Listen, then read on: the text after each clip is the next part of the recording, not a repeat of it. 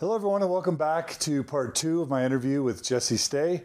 For those of you who tuned into part 1, and I highly recommend you tune into part 1, Jesse talked about his ancestry in the church, being raised in the church, being a devout member, a devout believer, Orthodox, and being recruited by my brother Joel DeLynn, who was CIO of the LDS Church, to become sort of a leader or even the head of their social media initiatives, including Facebook and Twitter, the general authority accounts for Facebook and Twitter, the I'm a Mormon campaign, he was involved in that, just general social media efforts for the church for about 3 years.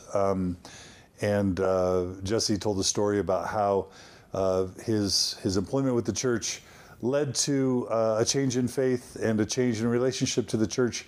We covered all that in part 1. It was, for me, really a brilliant, powerful, moving, and very informative episode.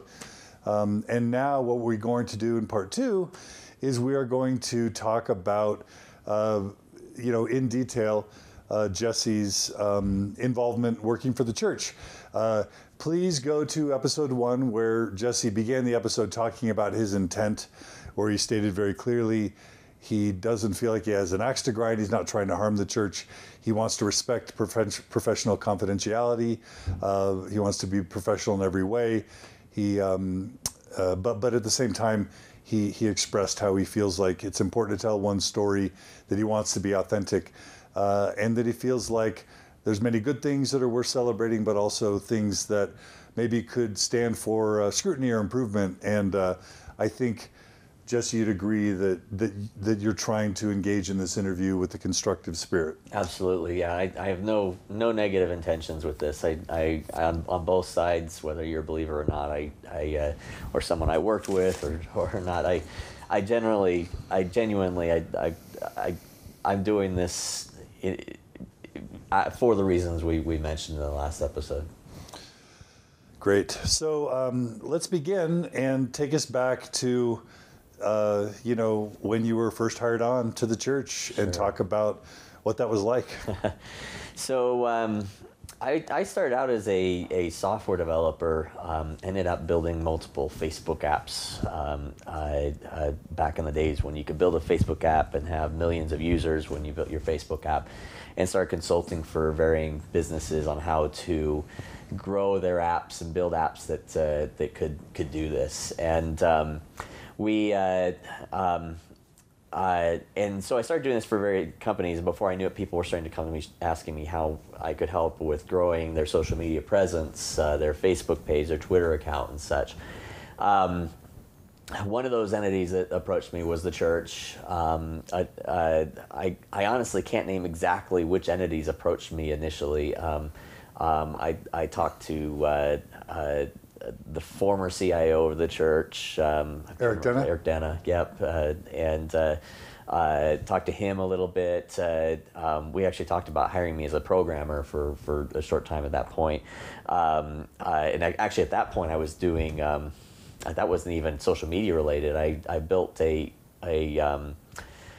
kind of an organization, wasn't an official entity of any sort, but we had a group of programmers that were willing to donate open source software to the church, and I was working with Eric Denna to... I remember that. The LDS OSS is what we call it. Joel loved that. Yeah, Joel was a loved big it. champion That's actually of that. how I Yeah. initially met Joel, Yeah. was through that, and Eric Denna introduced me to Joel afterwards with that, and we were donating software. I believed at the time that the stuff that we were doing was better than hiring employees to do it if there were developers out there willing to produce something as open source. And so we worked a lot with varying levels on that, just trying to build relationships with the church so that we could work with the church on that. That kind of fizzled out on its own. I'll get to that in a second, though. Ended up, I had already met Joel through this, and I and several different organizations. I think Joel is the one that made the introductions. It might have been, I know Larry Richmond was another one that I dealt a lot with back in the day. I'm trying to remember who else I talked to, but I talked to multiple people. I did several presentations for the church. This was before even working for the church. Went in, I had this entire presentation. Evidently, this is commonplace at the church that the 12 bring up the same parallel that I used to bring up in my early presentations, in that I bring up King Benjamin and King Benjamin's sermon, and I talk about how the in King Benjamin's time the people would share from person to person. They'd hear King Benjamin speak, and then they'd share from village to village, and then I'd compare that to social media, and that's how social media would work. And I don't know if the Brethren's stories or the 12 stories that they're sharing that I've heard or have shared internally came from that or not, but I used to tell stories like that. I had all sorts of scriptural stories that I would relate and equate in different ways, and at that time I truly felt at that point that social media was a tool that the church could be using in order to increase their voice and to get the conversation out there, and to deflect a lot of the criticisms that were going on at the time. And I think Joel was in fact, I've still got the original email. Now that I remember, I approached Joel.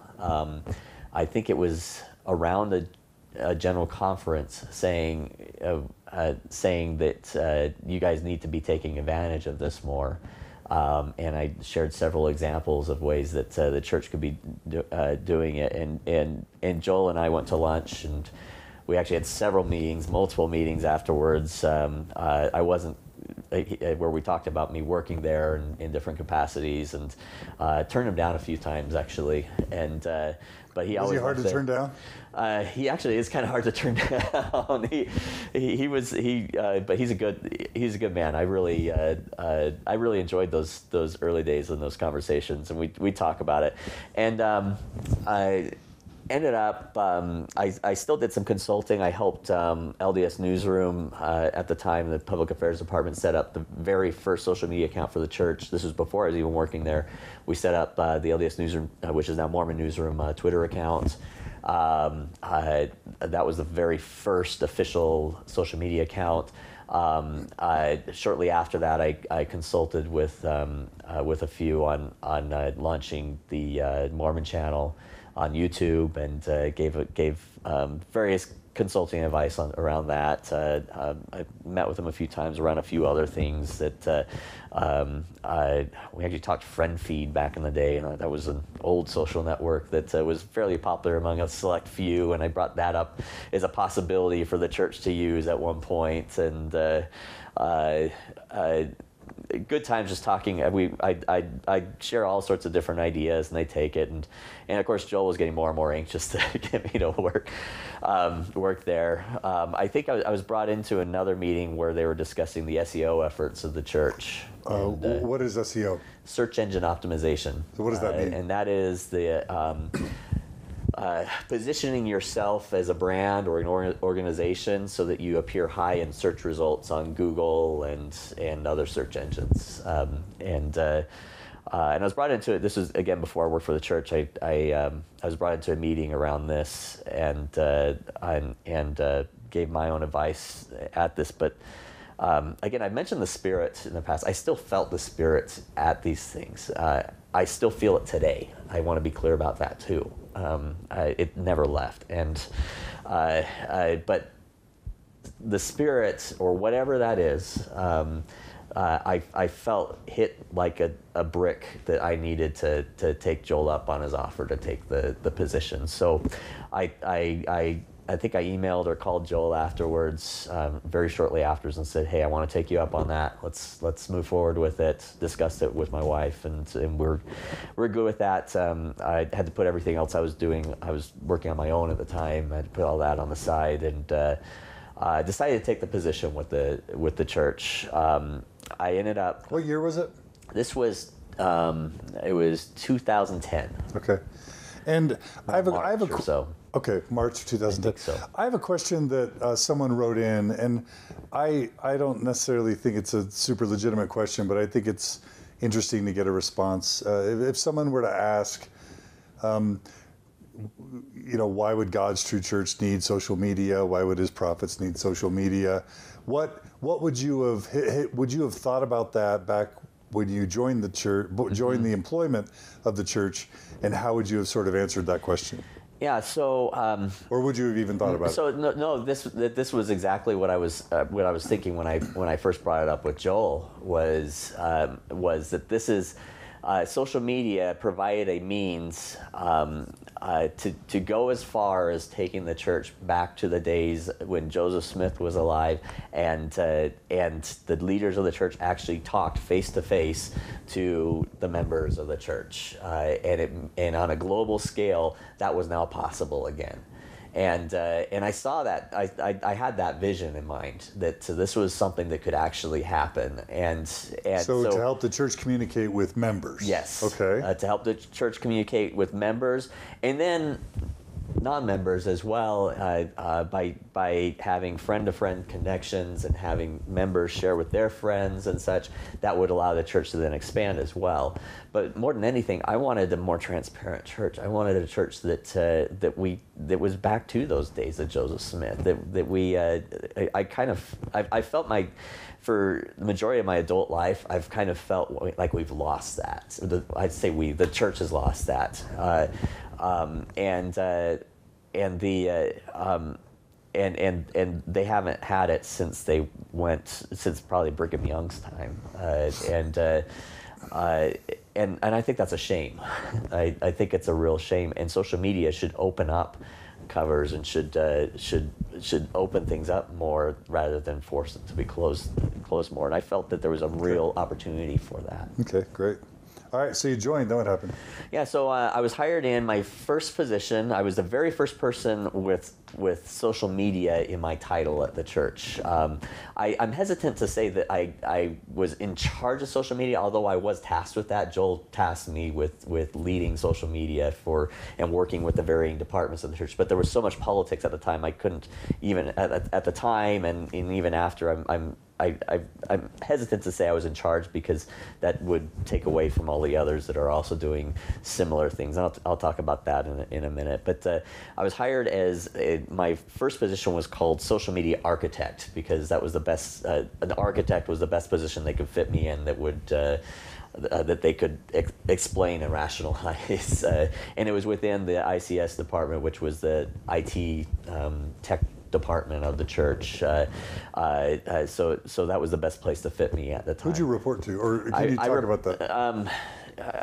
I don't want to bring his name in just because I don't want to pull him. But he reported to Joel, and I met regularly with Joel. Okay. I'll say Joel was, but there was one other between us that we met, and I just for his out of respect. No. I meant yeah.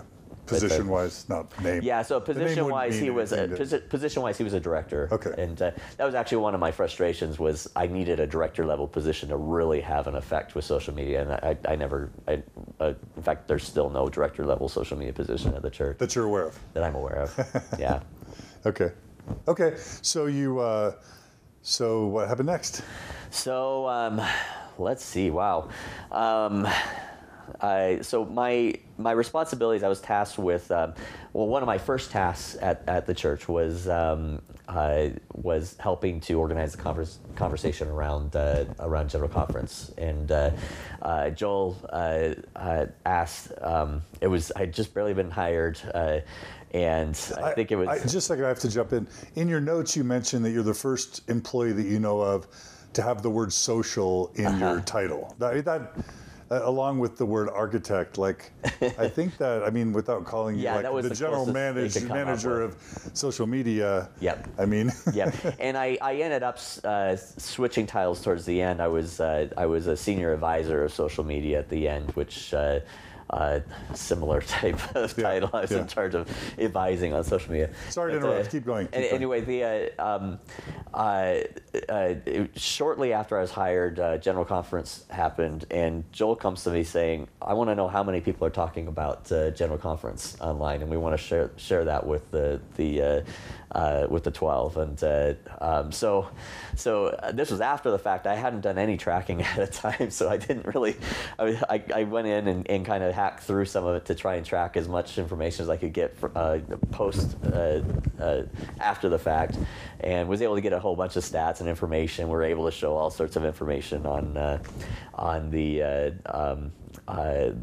the effect of people talking about General Conference on Twitter. Elder Perry loved it. In fact, I can share this because he shares it.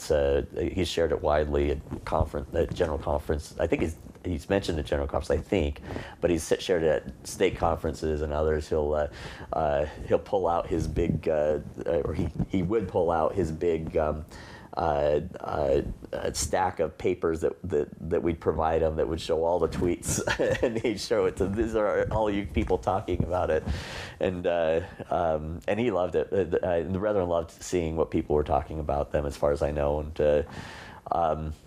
that was kind of my first task, but that brought in. Were they showing the good and the bad, or just the good? Initially, it was filtered a little bit. They removed some of the bad. I think towards the end, they started to show some of the bad as well. It was a process when I worked there, and that was one specific example that I think I can talk about. It was a process there. When I started there, social media was still somewhat evil in the 12's eyes, and the first presidency, and when I started there, I came to realize very quickly, especially after compiling these things and such, that there was a lot of hesitance amongst the 12 in using social media. They didn't want the church tweeting during General Conference. They didn't want the church. In fact, they didn't want to encourage members to tweet during General Conference. In fact, they were debating whether to completely discourage them and set a policy against it in some ways. I believe, and we got to the point. So I realized I had a task ahead of me of basically training the 12 indirectly on social media. I actually, while I was there, I never had a one-on-one conversation with the 12. It was always training others to go and present, and you've seen that in some of the leaked videos recently that on how some of that works. I've never seen one of those meetings before, so I guess I can talk about that because I've never seen one of them before. I just know that we would prepare these presentations, and then they would take them and present them to the 12. So I prepare these presentations on social media, and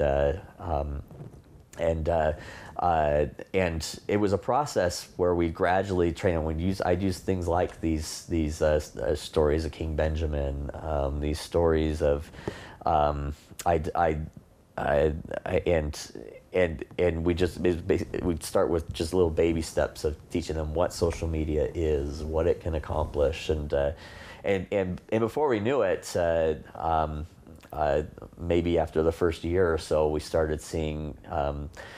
We saw Ballard talk about social media or Facebook at BYU Hawaii, and I'd have to pull up the exact quote. I haven't seen it in a while, so I can't remember. But Elder Bednar started talking about did his talk. I think it was a BYU devotional or something like that, where he talked about the warnings around social media, but also saying it's not inherently a bad thing.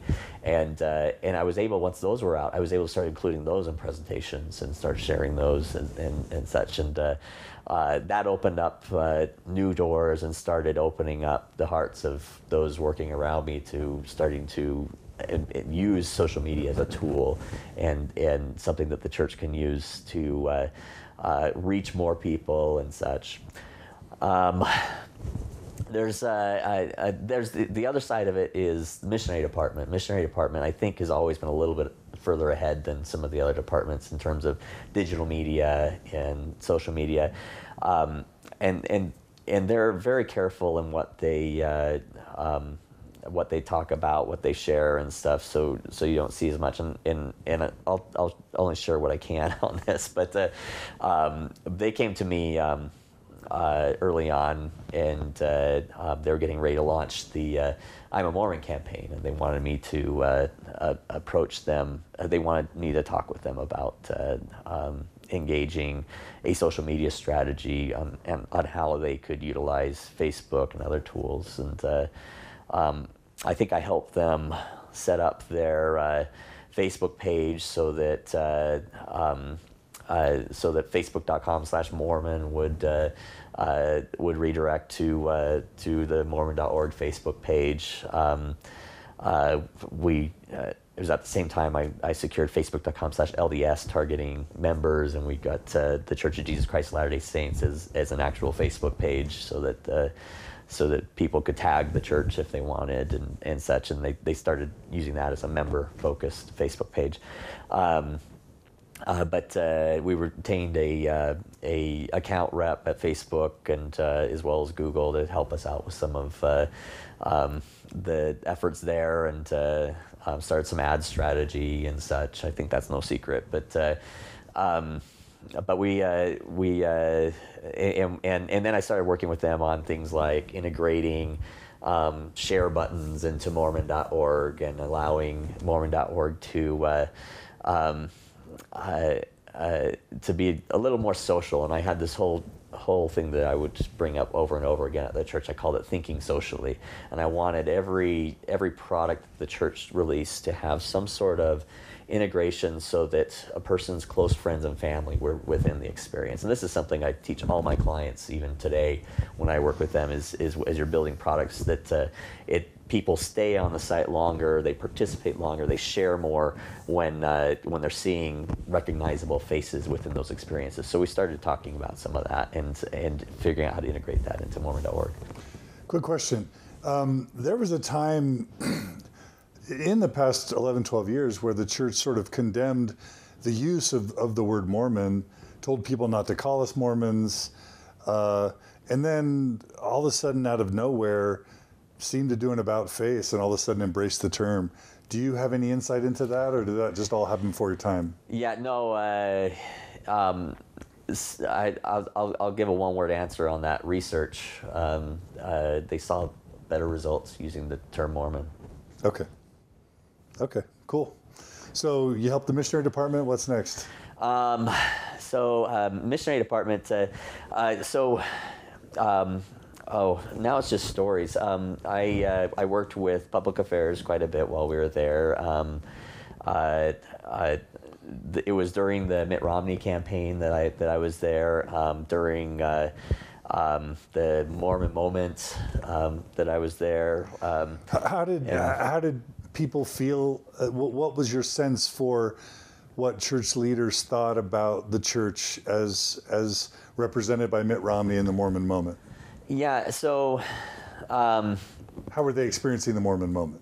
How were church leaders? Yeah, church leaders. Yeah. So one of the biggest were they excited? Were they nervous? Were they? Yeah. So one of the biggest frustrations that we had in general at the church, and I'll get back to the Romney campaign. It was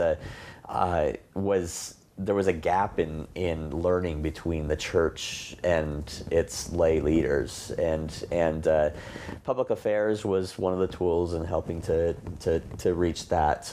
And you're seeing things like Mormons and Gays, and now the Mormon and Gay site and such. Those are all tools that they're using to try and reach these. There was some. In terms of leaders at the church office building and the Mitt Romney campaign, there was some nervousness. I mean, there was no, as far as I could tell. I mean, it was clearly a conservative organization. A lot of heavy conservatives working for the organization. But as far as I could tell, we had no desire within the organization to support Romney or give support or see Romney win in any way. They actually were trying to distance themselves from that as much as possible. So there was some nervousness that would get intertangled with the Romney campaign, and it was in some ways. So they were working towards that, and that was the majority of the efforts within the Romney campaign was making sure that there was distance there, making sure that because you can lose your tax exempt status if you're perceived as explicitly supporting a candidate, right? Yeah. As far as I know, I'm not an expert at that, but as far as I know, I believe so. And the other worry, well, I guess it wasn't a worry, there was also an opportunity as well at the time, in that because Romney was running and because he was Mormon, there were new opportunities to put the church in the limelight and take advantage of some of that media the church was getting. And that was both good and bad. If something negative came out around Romney, let's say temple video with Romney in it, if we were to come out theoretically, that could be hurt the church quite a bit. But no, I did that happen? What is that a public? Did a temple video come out with Romney in it? I will let you Google that. Okay, that's fine. As far as I know, there wasn't a temple video that actually came out with Romney in it. Okay, cool. So, all right. So, the Mormon moment, Mitt Romney. To tell us any other. We've got a ton of questions, but let's not rush to that. Tell us any other stories or experiences. So, I'll finish my path in working for the church a little bit. I think I helped out BYU launch its Facebook page. I'm trying to figure out if I can share this or not. It happened around the Mark Zuckerberg keynote, and they didn't have a Facebook page at the time. He keynoted at BYU? Yeah, he keynoted at BYU, and they didn't have a Facebook page at the time, and I was able to help them with getting that set up. And it's actually kind of fun. I got front row seats next to Elder Gong at the Garrett Gong. Garrett Gong. Garrett Gong was on one side, and Mark Zuckerberg's bodyguard was on the other side of me. And I had this big telephoto lens that I was taking pictures with. It was pretty fun. You can check my Facebook profile and see the pictures on there with Orrin Hatch and Mark Zuckerberg. I spent a lot of my latter time. So probably the majority of my time there ended up being spent helping to organize the place for social media within the organization. This was a time where the church operates in many ways. It's a religion that operates in many ways like a business. It had elements of both within. We can talk about that more later if you want. But the business side at the time, businesses worldwide were trying to figure out where does social media fit within the organization. And I was following all sorts of blogs. My friend Jeremiah Aoyang was a very strong speaker and consultant on these methods of organization of social media within these organizations. And in fact, I even had him out to the church at one point and gave him a tour. That's mostly for my marketing friends that follow him. But he... But I started to take some of his strategy in building a center of excellence, as it's called, where you basically have a centralized group of people from multiple departments that all meet together and discuss the strategy for social media, and then you have usually an advisor or two that work with that group to kind of guide it and help it move along, and then those advisors work with individuals within the individual departments. And, long story short, we worked with multiple departments. We ended up forming the publishing services department after that, dissolving the AV department. We put social media and most of the digital marketing efforts into that organization. We ended up at that point, there was actually shortly after I was hired, the AV department at the time hired someone in the exact same position I was in with the same task. This is why I hesitate saying I was in charge of social media, because there was someone hired the exact same position and the same task to run social media for the organization within the AV department. And we were constantly butting heads. I kind of did my own thing at the time, but me and this guy, we ended up in the same department, in the posting services department, and we had to figure out, well, how do we separate our roles now? And I ended up at that point, I ended up deciding I was going to focus more on the international efforts for social media. I started working a lot with Asia. I started my mission in Thailand. I started working with a few other areas, and then I realized at that point that I had accomplished my purpose. It was time for one person to be running that level of social media for the organization. I knew the other guy wasn't going to leave, so I ended up deciding to quit. I went on to Desert Digital Media at that time, took over a role as their director of social media, and we during that time worked with multiple groups, desertnews.com, ksl.com, OK.com, which was a movie rating site they owned, and we worked to launch FamilyShare.com, which we built out a network. When we were there, it was a couple 100,000 fans across all their pages, and then we used an advertising strategy along with another strategy to grow out a network of multiple Facebook pages.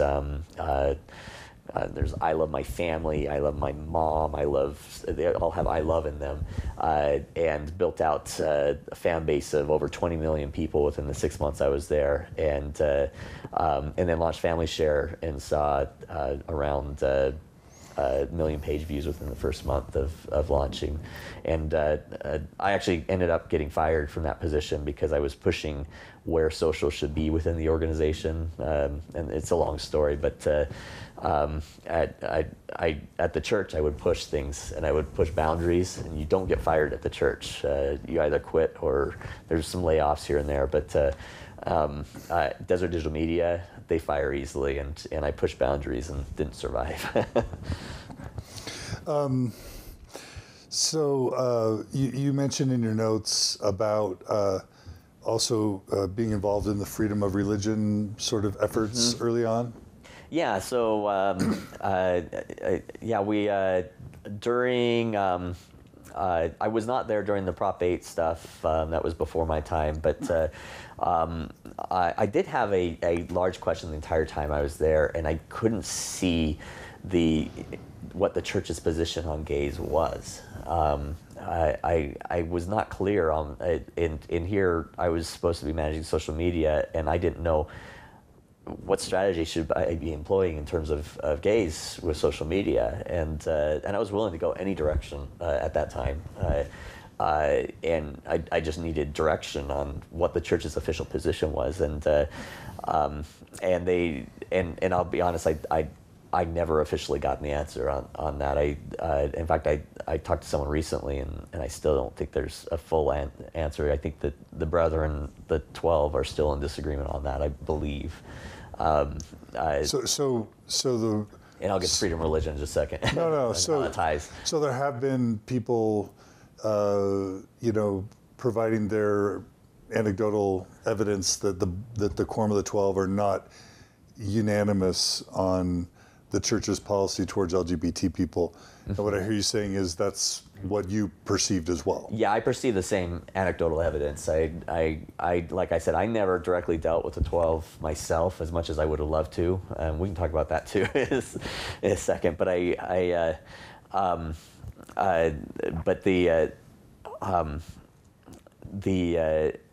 from my understanding is there was a public affairs position, but I still don't think they're fully. I mean, they may be, and I'd love to see a full statement by them in some way or another, just so it's clear. Maybe the November 8th policy is that statement, if you believe Elder Nelson. But I heard as soon as last month that the 12 are still not in agreement, and I don't even work for the church anymore. So my understanding is there's still not a full decision on this yet. Okay. So religious freedom, I don't speak for the church in that. That's just my understanding. Sure, of course. So, many of us perceive the religious freedom effort as sort of a response to the backlash of Proposition 8, of losing the Supreme Court battle, and the church taking maybe a bit more of a victim posture defensive posture after many would say they were the aggressor. Did any of that, was that your perception when you were working for the church? And did you have thoughts around that effort? So, so if you follow any of Oak's talks, you can go on LDS Newsroom or MormonNewsroom.org and search for his talks on gays. They used to be linked from the front page. I don't know if they're still there or not, but he talks about this in that the main position of the church on gays at the moment is surrounding the threat to freedom of religion, and that he feels that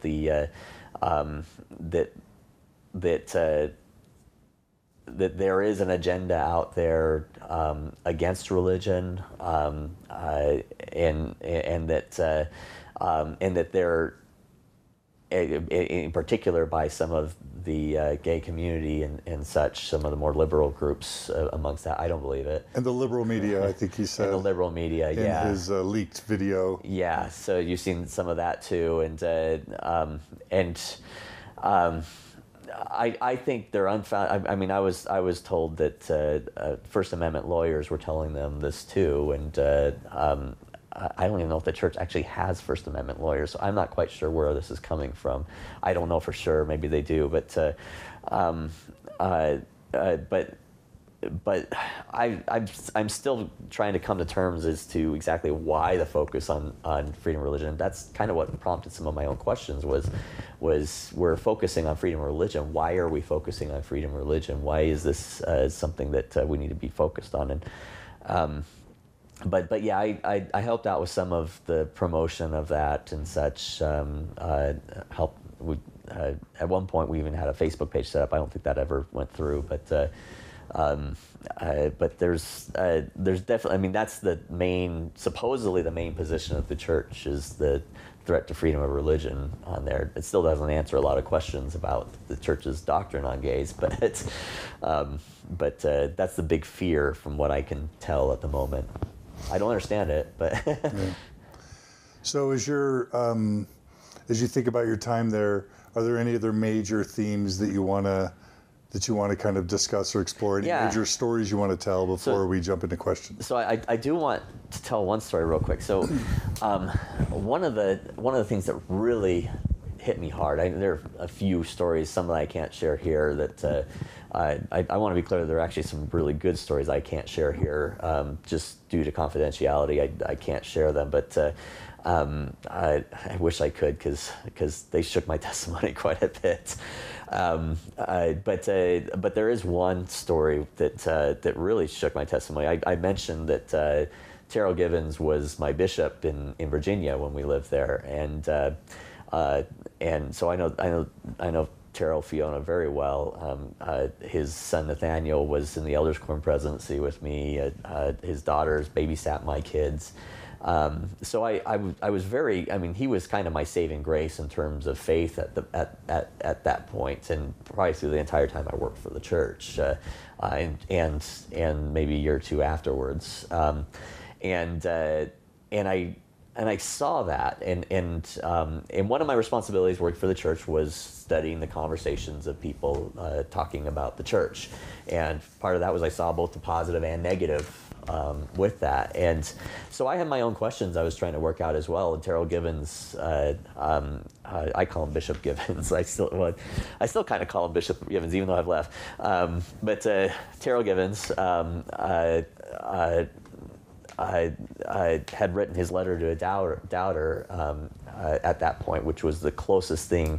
Now he's got Crucible of Doubt and what's his other book on that he wrote with Fiona? God Who Weeps. God Who Weeps. Yeah, both of those are excellent.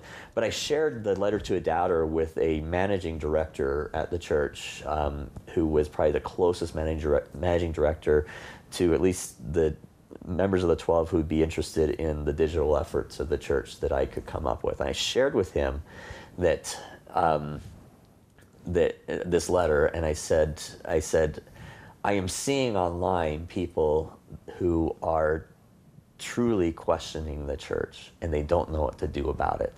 Terrell Givens offers the best answer that I can come up with to this. Why aren't we teaching this in our curriculum? And I shared this letter to Dower with him, left it with him, let him read it. When we met again, he comes back to me, he says, Jesse, I thought that was anti-Mormon material when I read it. And he says, I can't share that with the 12. He said that I can't share that with hardly anyone at church. And it was at that point I realized, and I came to realize even more so later, that the Givens doctrine is not the doctrine that the 12 believe at the moment. And that was a huge tipping point for me, at least in the structure of my testimony at that point, is my last hanging point of following this beautiful gospel that Givens presented and the way to appreciate it despite having imperfect leaders and such, and seeing Moses as an imperfect leader, and seeing the other Old Testament leaders as imperfect leader, and that God's church is comprised of imperfect leaders, that the 12 don't see that. That kind of shatters everything for me. But okay, I mean, I'll just follow up a little bit and ask, if the brethren are imperfect, and if that was what you were thinking, then it would make sense that they had blind spots and weren't even aware of their own imperfection. Absolutely, and that's probably what I held on to for the next couple of years. I mean, it's hard for me to explain what I was holding on to, but that's probably some of what I was holding on to. Okay. Any other, one of the main questions people asked is it difficult to be a church employee and to maintain your faith? What was your experience in the departments you worked for? Yeah, so I've mentioned that my testimony at the end of working there was different than my testimony at the beginning of working there, but I still had a testimony at the end. And that was kind of the experience that I heard over and over again from other employees. I mean, Joel would tell people that you better have a strong testimony to survive this, and it's very true. Everyone, especially the more groups and more things you deal with in the church, you're going to see stuff that shakes you to your core in some way or another. It's just a fact of the matter. But what I think the majority of people that work for the church, and myself was included, hang on to is that imperfections of leaders. That the church is perfect, but the leaders aren't. And I'd argue even the church isn't perfect, but God's priesthood is still there. That His it's still God's church, and it's okay that it has imperfection because it's run by men, and I'd say the vast majority. That's what you thought then, right? Yeah, not now, but I don't now. But that's what you thought then. I've come to my own conclusions since, but back then that's what I was hanging on to, and especially those that had access to the same information I did. That's what they held on to as well. And there's some people that had access to even more information than I did, and that was what they still hold on to. Okay. But I've come to my own conclusions since. Okay. One of the big questions that people want to know is, generally, when you were there, was the church eager to share and be transparent and open? Were they excited about, the perspective of more information out there, of people being more sharing? Were they hesitant?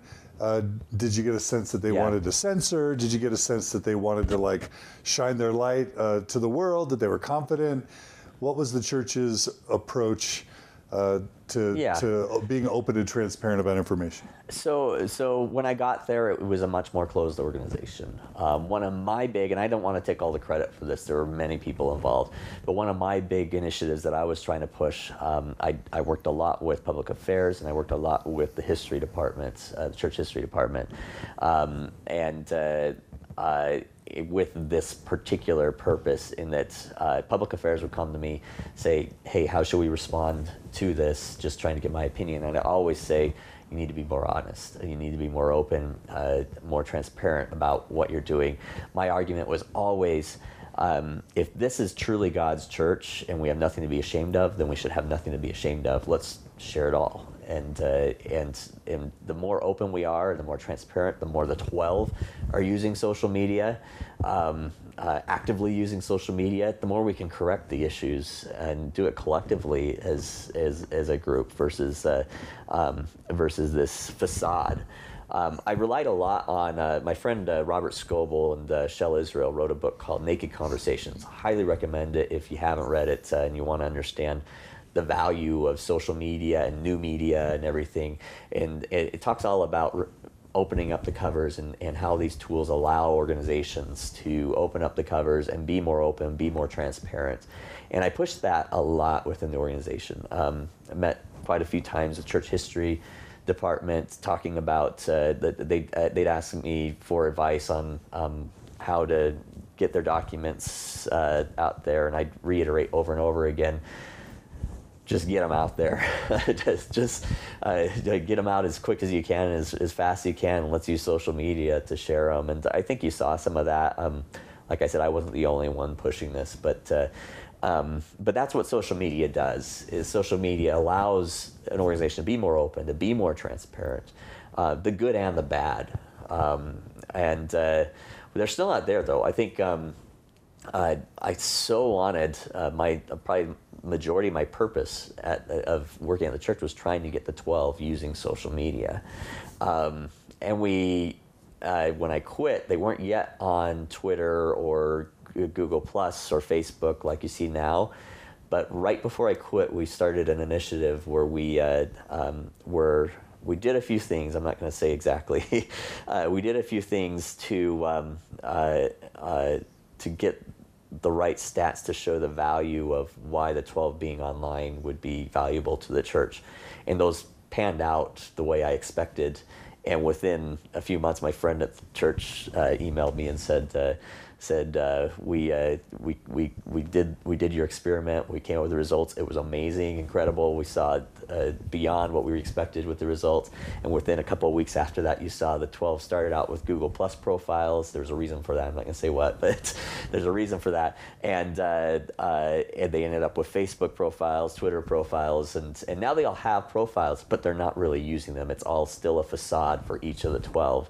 When we get to the level that meaning what? Facade meaning what? Meaning that people are tweeting for them, as far as I know. I don't know and for Facebook. Sure, but that's. I think there are occasions when they direct people to tweet for them, but as far as I know, there are people managing that.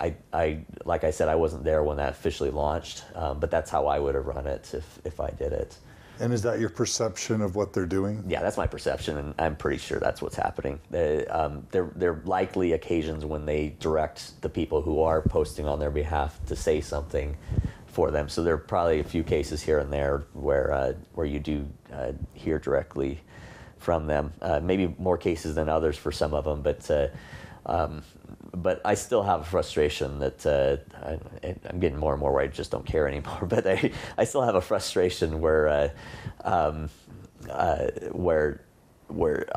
I think you're not going to see full transparency until each one of them is directly using their accounts and posting. Frankly, they should all have personal Facebook profiles and set up a public account on there and use those personal profiles without worry of correlation, without worry of public affairs, without worry of anything. Get out there. You make a mistake, correct it. That's what the rest of us do. Between 2004 and 2013, which I guess is around when you may have left. Yeah, 2013 is when I left. There was this huge upswing in Mormon-themed blogs at first. Then they kind of faded. Then podcasts kind of really emerged. And then there were certain websites like Mormon Think and CES Letter, and of course for podcasts, Mormon Stories, Mormon Expression. You know every single one of them. I Mormon don't know Housewives. And then social media started really taking off. Do you have a sense for how these blogs and podcasts and websites were perceived within the church, and how the church dealt with those amazing assets? So that's a good question. I actually I followed those for a little while. I didn't follow every single one of them, and I was a tech blogger at the time. I ran my own tech blog. I competed with TechCrunch and the likes through my own blog. I was breaking news that would make tech meme on a regular basis. When I first started my blog, in fact, I followed your blog. In fact, when I first started, because you already had an audience at the time, and I think there was a time I even reached out to you and tried to get you to link to me because I was trying to get more links on my blog, and you were one of the few that I thought I could get that. But did I let you down? I can't remember. I know I reached out. I can't remember what the results were. It was so long. It was like 2004 probably. It was early on, back even when you were just starting probably. But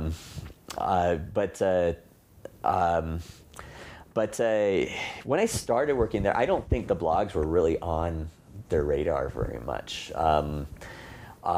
It wasn't until probably halfway through working there, maybe towards the end, that they started paying more attention. What we started, so you have more negative blogs and you have more positive. You have, and being on this side, I see it a little differently than I used to. But the way we saw it at the church, where there were more negative blogs and there were more positive blogs. And do you mean just blogs, or do you mean websites and podcasts, everything? Blogs, influencers, of sorts. And you were on the more negative side. What? No offense. What? I learned a lot from your stuff myself. I listened to every word of that Suckin' Anointing podcast when I worked for the church.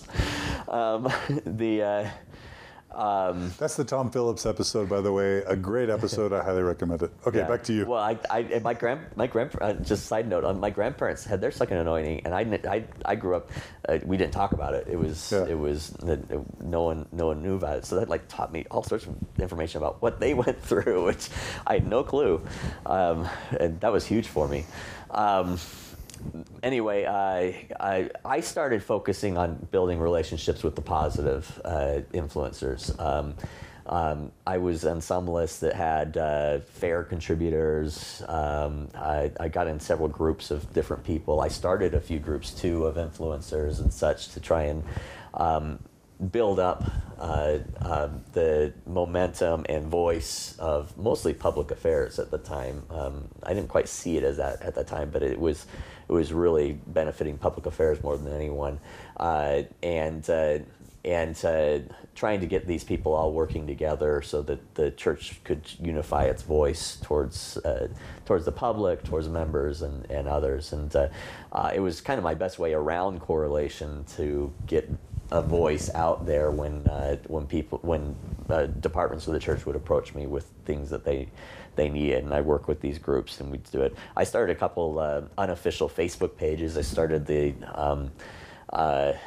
current Book of Mormon Facebook page, which I think has over 1 million plus fans at the moment. I started a lot of these we acquired from other members, and I got volunteers to run these because I didn't have any budget to run it at the time. And all of these were just to kind of work around correlation, figure out ways we could unofficially get the voice of the church out in ways that we didn't have to go through too many hoops to get done. But yeah, I think that answers your question. That we were aware of them, and towards the end, the negative blogs we're definitely paying attention to, and there were definitely conversations around the negative blogs while we worked there. Are you able to talk about which entities, which influencers were perceived as the most positive and which ones were perceived as the most negative, or are you not able to talk about that? Well, I think it's obvious you and Joanna Brooks were probably on the list because they responded, because they responded directly to you a couple of times. So Joanna too. I think that's public. So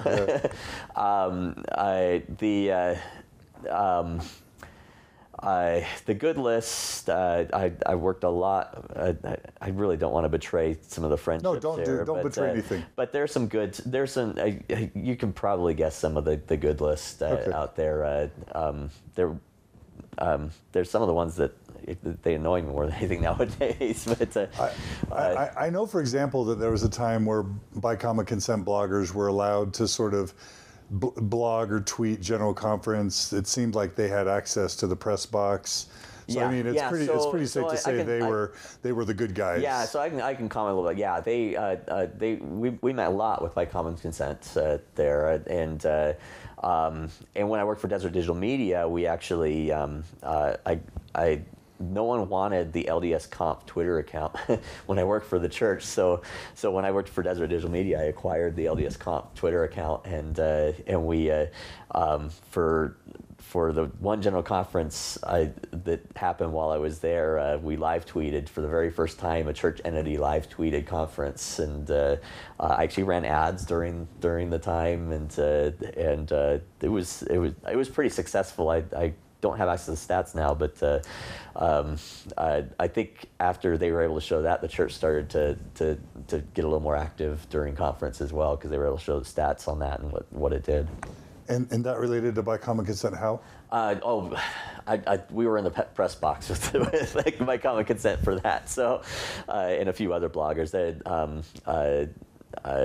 Catherine Skaggs was in the press box for a few of those too, and I think that's no secret as well.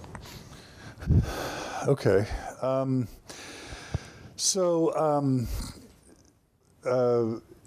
It was. Is there anything you can either discuss or confirm about the extent to which church sort of identifies or tracks what it perceives to be security threats? And I don't want you to say anything that you can't say. Yeah, I do have to be really careful on that one. It operates like a business, like any other business. Every business has an information security department, and every large company will respond to threats. I will say this, that I never saw myself, at least from a security standpoint, anything that went on that was not a legitimate security threat to the church in terms of tracking per se or anything like that. Okay.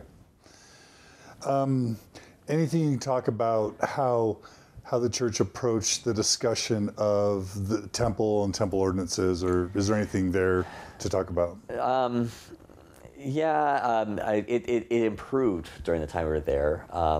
I'd argue some of that is likely a result of and I don't want to encourage him, because I still don't like the fact that Mike Norton, aka New Name Noah, was breaking into temples and such. I think it's illegal, borderline unethical, if not illegal, I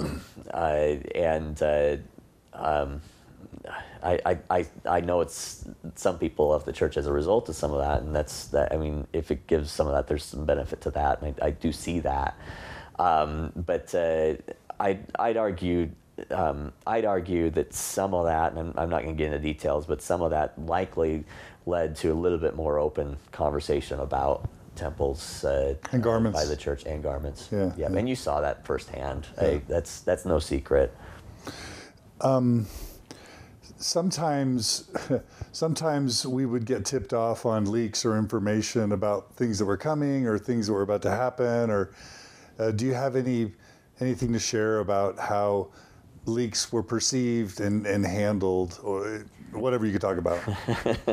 Or was that a thing? Was that a thing? Well, I can't say too much about that, but as I said, the church is an organization like any organization.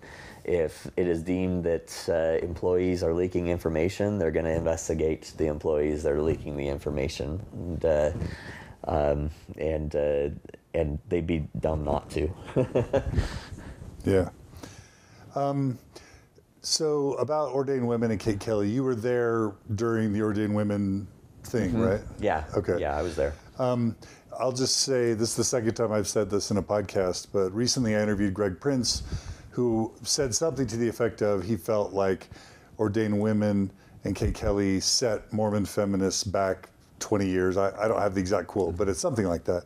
And at the time I didn't respond to that because I was running out of time in the interview, and I tried not to be adversarial to my listeners, but I did want to get him on the record saying that publicly, just because he's a thoughtful, important guy.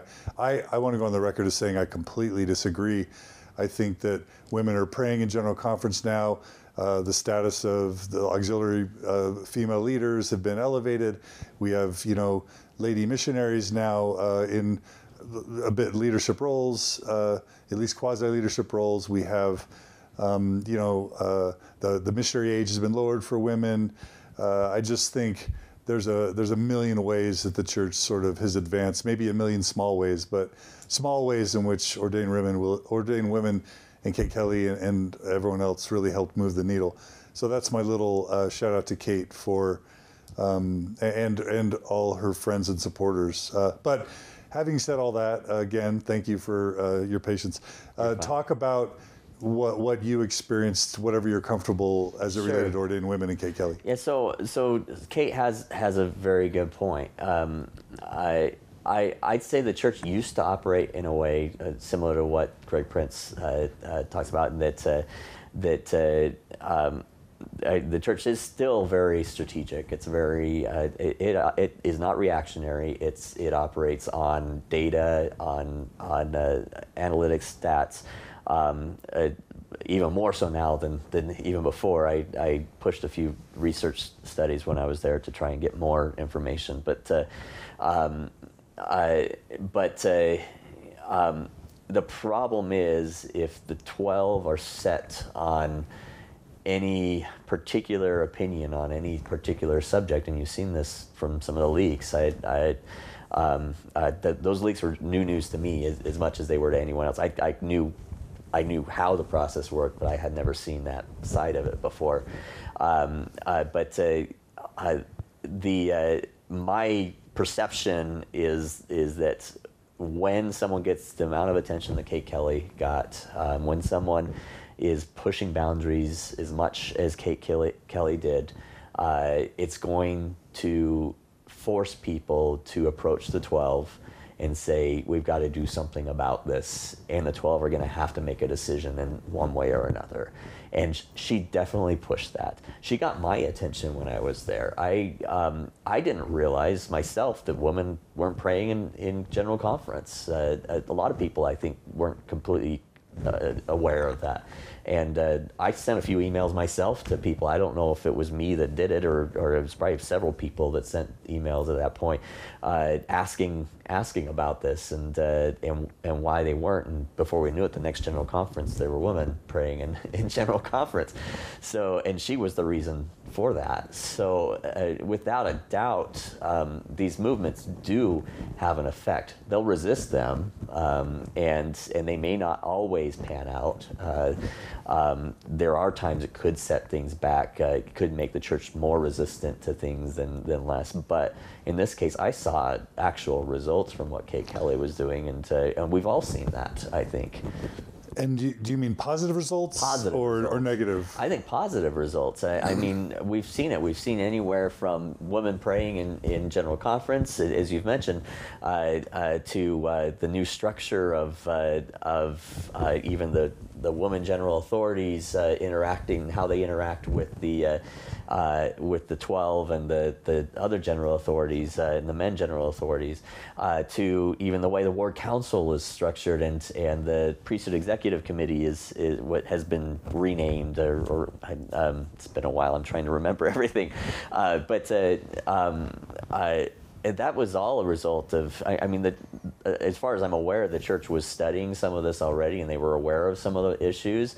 But I think, my opinion, is that Kate pushed those buttons enough to force them to do something faster than they typically would have. I think they would have done something eventually, but Kate pushed them to do it now.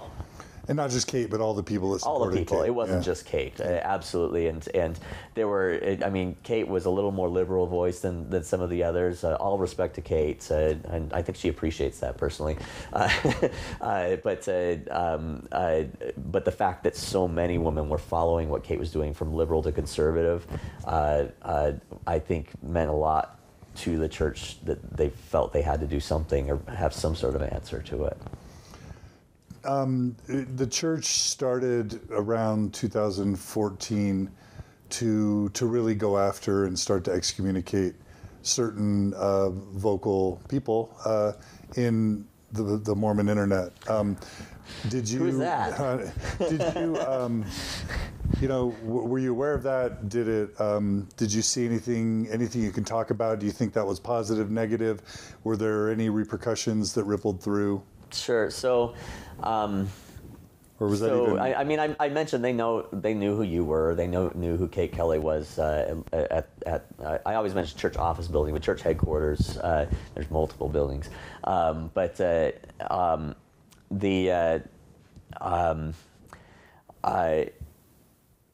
I never heard rumors of anyone wanting to excommunicate you guys from church headquarters. I think a lot of that really does happen down at the local level. I don't know for sure. I mean, I'm still trying to connect dots on things that I didn't know and things that I do know. But as far as I know, there was no discussion of that at church headquarters. Doesn't mean it didn't happen, but in terms of discussing with your church leaders or Kate Kelly's church leaders or other church leaders, I think I was just barely finishing my time working for the church when all that was going on. I remember some of it very clearly, but I was never, if there were any conversations, I was never involved. But yeah, they were definitely aware of that, and they're, like I said, as a smart organization, they're going to be aware of the conversation happening out there. I think they have a little bit of an ethical responsibility as a church to be responsible with the conversations that they're tracking, and I think to some extent they do. But yeah, there's definitely conversations about that. Just I'd never heard anything about excommunication at that level. Okay. Any sense that there was negative blowback for Proposition 8? If you don't know anything, don't. I honestly on that front, I didn't deal a whole lot with that. Okay. Also, as it relates to, oh my gosh, I'm blanking. I had a thought that I was going to ask, and now it's escaped me. Okay, I'll come back to it. So I've got a ton of questions. Were you going to say something? No, you're fine. Okay. Do you get a sense? This was a. I remember now. Thank you for your patience. Any involvement with correlation, the correlation department that you're aware of, and anything you learned about the church's strengthening the members committee that you can talk about? My personal opinion on that, if there was, I never dealt with it, but my personal opinion on that is that's a fictional term. What? The strengthening the members committee. I never once heard of an actual committee that meets together and tracks these people. Now, individual departments with different purposes, such as public affairs and such, I think they had their own purposes in staying on top of certain things, perhaps. But my perception was there wasn't. I did deal a lot with IP correlation and such, and I mean when in just like any organization, intellectual property, yeah. And that's where a lot of the correlation efforts and such happen, and my understanding on a lot of that, just like any organization, is if there are trademark infringements and stuff like that, they'll approach that. They also help set some of the policy and such for the church. But as far as I'm aware, it doesn't mean it doesn't exist. I was never involved with it. Right. If it was there. I dealt a lot with this type of stuff when I was there, so I'd be really surprised why I wouldn't be aware of such a committee. But as far as I'm aware, at least as a name and an entity, it didn't exist. Maybe it was a council that multiple departments all met together and discussed these things that I wasn't aware of, because I know that some of my stuff went up to the 70 and such. But I don't know where that all happened, and maybe there was a committee that I was not aware of. My understanding is that existence historically of a Maybe strengthened members committee yeah. is pretty much a fact. How active it is today. I don't think currently it exists. As far as you know. As far as I know. Okay, that's fine. Yeah, I think you're right that I've read that too, and I think historically it likely did exist. In fact, I think even in some of McKay's journals, I think you can. Was it McKay? But even as Eugene England, I'm there not was a big start thing about that. With my so through the 80s, recollection of through the 80s and 90s, it was going very strong, and my understanding is it still exists. But okay. Yeah. So here's an interesting question. Now I'm going to just jump into the questions I got on social media, on Facebook. This is a witty question. Do members believe in the church, or do they believe in the church's brand and, sort of face? And is that an interesting question to you? Yeah. I think it depends what members you ask. Or investigators and converts. I think the brand helps get the word out about the church, but I think most people that convert are converted to the church itself. I think, at least I was. I didn't see it as just a brand. To me, if I'm going to commit to something, I want to deeply understand it and deeply have a real belief around the doctrine of that entity. So I'd hope most people are the same.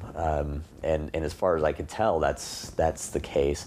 The brand is used to sell it, though. I think, and that's an excellent marketing technique in terms of ensuring consistency of message, ensuring consistency of brand and image and such, so that there's no question about what that entity believes. And I think they're two different things, and I don't know how one can really.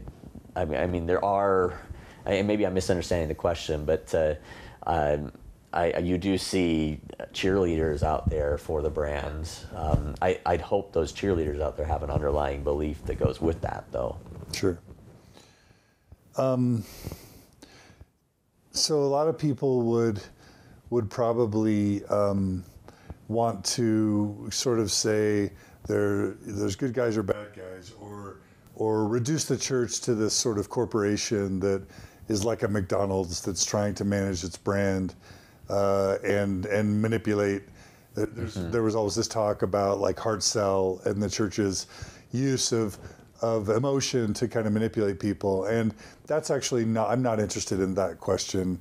I'm interested in the flip, which is, did you ever get a sense that it was more than just manipulation, that there was actually real, sincere beliefs and intent behind the church's social media efforts? So a lot of people aren't going to like this, at least in the ex-Mormon community when I say it, but my perception, and again, my perception isn't everyone's perception, but my perception while working there were the majority of people I worked with had a genuine belief and genuine desire to see the mission of the church succeed, which was it perfecting the saints, redeeming the dead, and proclaiming the gospel, and now the serving one, whatever that is. And in my understanding and my perception with everyone I worked was everything we were doing was to do that. I've heard it brought up multiple times that the church is just trying to make more money, and I want to be clear on my end. Like I said, I really have no huge beef to grind here. I just want to share what I saw, what was there. I'm not here to proclaim the gospel in any way. I'm not here to preach ex-Mormonism in any way. I'm just here to share my experience, and my experience was I never heard any of our KPIs. What is that? What is the KPI? Key performance indicators brought up where the entire metric we were trying to base things on was based on money or tithing dollars. And in fact, it was just the opposite. It was usually on how little tithing we could spend to accomplish things.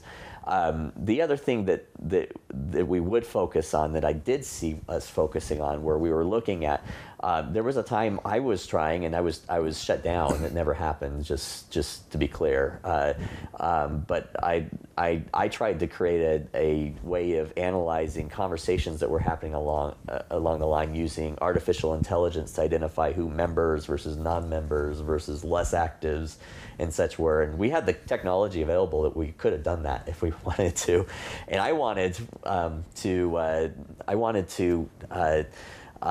be able to truly identify from the point a member has a conversation with a non-member to the point that non-member gets baptized, gets an account on LDS.org, and we can track it as a baptism. I'd be able to track true how many baptisms we're getting. And that's really again, that never happened, just to be clear. They're not doing that right now. It was shut down on its face. And I'm telling the absolute truth on that.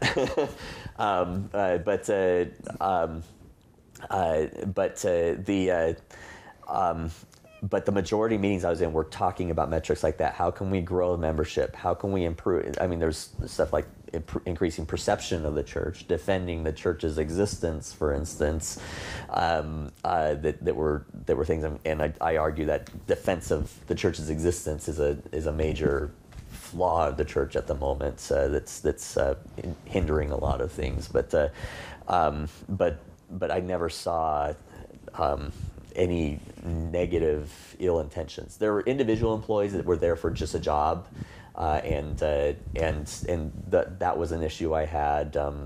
People leaving early, getting paid by tithing dollars, and then leaving early on Mondays because it's family home evening, and you'd see the parking lot empty at like 3 or 4 p.m. That was a big issue for me, that I didn't like. But for the most part, most people had fairly good intentions. Some blind intentions, but good intentions. Is there anything you could talk about explicit attempts to like hide or communicate things that aren't true, or to hide the truth, or to distort the truth in what you saw? That's a good question. I think we do see cases and where the church doesn't tell the entire story. The church is still going to try and protect its existence. I'm very concerned with the church's most recent announcement about the number of people leaving and how that's been constant throughout time. I think they're not telling the full story. I don't think they're including the right metrics with that. I think they're telling the truth with the things that they're saying, but I think they're leaving out something with that, whether it be the number of people that are going inactive, the age ranges of activity, and I'd love to see whether certain age ranges are seeing an increase or not. We know for a fact from some of those leaked videos that single adults at least are seeing major issues. And that's where I have concerns. There are some things that I'm somewhat aware of that I can't talk about that also bring more concerns around that. But and I can't say 100% for sure. But I think that's where I don't think they'll ever lie. But I think they'll withdraw certain parts of truth to be able to get their identity and their to be able to make their point and continue showing forward progression. So you mentioned SEO, or search engine optimization. One specific tactic that can be used, and maybe you already talked about this, was, too many people are looking at CES Letter, or too many people are looking at Mormon Think or Mormon Stories or Tyler Glenn's video. And so an organization might use search engine optimization to make it so links to those too many people, assets would be, farther down the chain so that people wouldn't find them, and more positive influences or links to the church would increase, and the church could actually buy advertising to sort of try and counter any negative messages that they see. Is that explicitly what the church did? Yeah. First of all, too many people. I want more people to see that stuff now. But Mormon think was huge for me after reading through that. Positive? For me, in a positive way. It's. I mean, when I first saw it, I avoided it. But when I really started reading into it, it really helped confirm some of the doubts that I had. I had doubts already, but helped confirm and solidify with real facts and real history, cited history of things.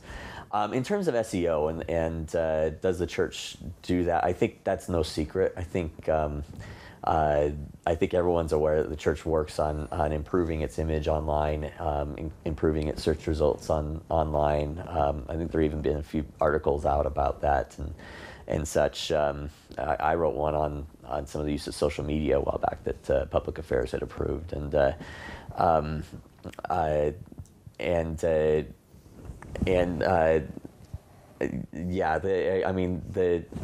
the church, like any organization, is going to try and find the best ways to get itself to appear higher in the limelight than its competitors, which would likely be those that leave the church. Yeah. Anything interesting about whether the church leaves comments or deletes comments or anything, censoring anything interesting there? So I think it's no secret that the church does delete comments. I think everyone's seen that. I didn't deal a lot firsthand with the actual posting. I'd usually strategize with the people in charge of the people that were doing the posting. So I helped set the policies and set some of the structure and strategy around the individual departments and what they're posting. But my understanding is that the majority of what goes on in terms of deleting posts is, if you're going to be a troll, then they'll delete it. In general, and this isn't always the case, and it may have changed since I was there too. I think it's changed multiple times over time in terms of what the overall policy, and different departments will have different rules than others, is that if, as long as it's not completely, as long as it's true and not completely hurting another individual or a threat or causing a negative overall atmosphere, they'll leave it. Otherwise, they'll delete it. I used to tell people, when I advise the departments on this, I'd tell them, if the overall conversation is positive, leave the negative comments. If the overall conversation is negative, then delete the negative. I guess that's likely the rule for most of that at this point. I don't know for sure, but that's my guess. I imagine that amongst the First Presidency and apostles, there were leaders who maybe engaged more constructively versus not constructively, were obstacles versus supporters, champions, just pleasant, unpleasant. Is there anything that you can say about that and still be respectful and honoring to the position? When you say leaders, are you talking about Bednar, Bednar or Packer or, Yeah, so like I said, I didn't have any one-on-one direct contact with them. They all probably know my name. In fact, I met Elder Anderson afterwards, and he knew exactly who I was. I know his son too, though, so that might be part of it. I got the feeling that the older of the 12, as well as President Monson, were a little less educated on modern things. Makes sense. And it makes sense. And I did get a little bit of a negative vibe from that. And I doubt it was intentional. There was one time where I used to take the tunnels places in the church office building, and I followed Elder Nelson one time, and I called out to him because I wanted to mention my grandfather to him because he knew my grandfather, and I kind of felt he ignored me, but that was probably my perception, that he probably never heard me. I don't know. I kind of get the sense that the older 12, though, are kind of set in their ways. had a little bit of a more negative experience in terms of getting things done through the older 12 than the younger. The younger actually are fairly progressive, in my understanding. Even Elder Bednar, which I keep hearing negative things about. Elder Bednar I saw him probably more than anyone else there, because he'd come out and he'd do meetings. I'd see him walking around. I met with a few people that were approached by him for little skunk works projects that they do kind of just to try out an idea that he wanted to try out, and he was much more interactive with a lot of those that worked there. And I was actually while I worked there, I was somewhat impressed with him. He was the first person that actually said something about social media in a talk. Well, one of the first people between him and Ballard. And I used to use his talk all the time, which helped me in my strategy. So I had never had any issue with him. For the most part, I think the youngers are actually fairly progressive. We'll see what happens once the older die and where they end up, because I've heard some fairly radical things that have been discussed in private environments with some of those younger when people have been able to get opinions out of them. They won't share their opinions very often, though, as long as the older are in place. This is always a sensitive thing to talk about, but Doug Fabrizio and Greg Prince talked about it recently. I've talked about it for years. We keep hearing reports about President Monson having dementia and kind of being not super able to really lead. Did that issue ever? Is there anything you can talk about regarding that issue? I'm gonna leave it as rumor at the moment, but just say it's a frustration of mine. Okay. And it's a frustration of mine. I'm going to leave it at that. Okay, that's no problem. Good. Anything you can tell us about the More Good Foundation, what it did, what its role is, etc.? I wasn't expecting that, but that's a good question. What is it? Wow, I'm trying to figure out what I want to say on that. More Good Foundation. I'm good friends with their founder, not their founder, their president, Jonathan Johnson. Not the Jonathan Johnson of Overstock. He's different Jonathan Johnson. Wasn't the brother of the guy who started JetBlue or something involved? Yeah. David Nealman. Yeah. Is that I believe so. I think he started it. Was it the brother or the actual guy? I think it was David Nealman that started the JetBlue the actual guy. JetBlue guy. Okay. I think. I also knew Nathan Gwilliam, who was my boss at Desert Digital Media. He was the former president of More Good Foundation, so I've got a long history with them. They're a great tool for the church. The church uses them fairly significantly in their digital efforts. And allows the church to accomplish things that they couldn't accomplish otherwise with correlation and such. So I'll probably leave it at that. But I worked a lot with them. My understanding is that they would create. So it's sort of like arm's length creation of assets and influencers to help make the church look good. Sometimes I've heard about like cyber squatting or like purchasing domains that the church doesn't want to specifically purchase. They kind of the more ruthless. I don't know, ruthless. I'm not going to disagree with you on that. They would. What could harm the church? Let's prevent or purchase. Yeah, I will say this. Jonathan Johnson had a pass to the church office building that he regularly used, that he could get in and out easily. So, okay. He was not an employee, though. Right. I mean, I get a sense that one of the things the church does is there's sort of things that the church doesn't want to be directly involved in, but they want to happen. Yeah. So they support these organizations like Evergreen, in the LGBT world, it's Evergreen, and now it's North Star. With internet stuff, it would be the More Good Foundation, and it's a way to get things done but to not do it yourself. Yeah, and that's no secret. They absolutely, the church would work with organizations like this on a regular basis. They still do.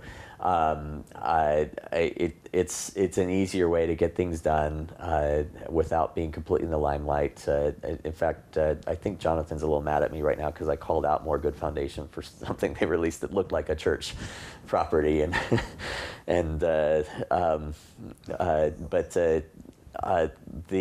like this Mormon hub, right? Yeah. Which one's the Mormon hub? I don't know.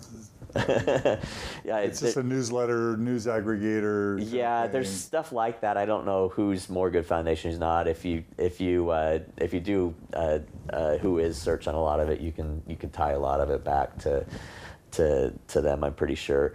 There's Meridian magazine. Yeah, and some of those are. I don't think those are More Good Foundation. Some of those are their own. But the church does work with them. You saw they worked with By Common Consent and others. Or even Fair Mormon, right? Yeah, and it's usually kind of indirect relationships. Like Fair Mormon, I was in on a couple email lists with a few of their guys. One of them who's left the church since. I'm not allowed to say his name, but he hasn't come out yet. But yeah, we definitely, it was a great strategic opportunity for us to get things done without worry of correlation, without worrying of tarring the church's name if word ever got out or it went wrong. There was this moment several years ago where the church announced that missionaries would have iPads, and missionaries that the church discovered that proselyting in the U.S. and developed world wasn't effective, and that they were going to now have missionaries on Facebook and stuff. Do you have any insight into that? Yeah. And whether it was effective? It was extremely effective. I'm trying to figure out what I'm allowed to share on that. I'm not 100% sure what's public and what's not. So it was one of my greatest tools in preaching social media throughout the church office building and getting people on board, because they were showing such great results. But yeah, there were meaning more baptisms. Yeah, they were one of the most effective missions in the church at the MTC. What was the digital Facebook missionaries on? That's where the missionaries are answering questions. Yeah, where they're actually teaching people online and answering questions online and such. Okay. Anything? Anything you can say about the gospel topic essays that were released? I was somewhat involved in that, but that's about all I can say. Okay. Somewhat involved. I don't know all the details. So some people. My analysis actually is that was after I worked for the church, but I was a little involved in it in the lead up to it. My analysis, and I'm just curious if you would agree that the church explicitly, and they've said this, they took an inoculation approach where if you expose the members, and especially the young members, to the historical blemishes, that instead of learning about the stuff when they're 40 and feeling lied to, instead they would learn the stuff when they were teens, and then when that happened, they would have remembered that they had already learned that, and then they would be inoculated. Are you getting a sense that inoculation effort is going to actually pay positive dividends? Just a little background story on that before I answer your question. After I worked for the church, I met with a few people that worked for the church and had a few conversations around this. And one of the topics that came up was that I wanted to figure out.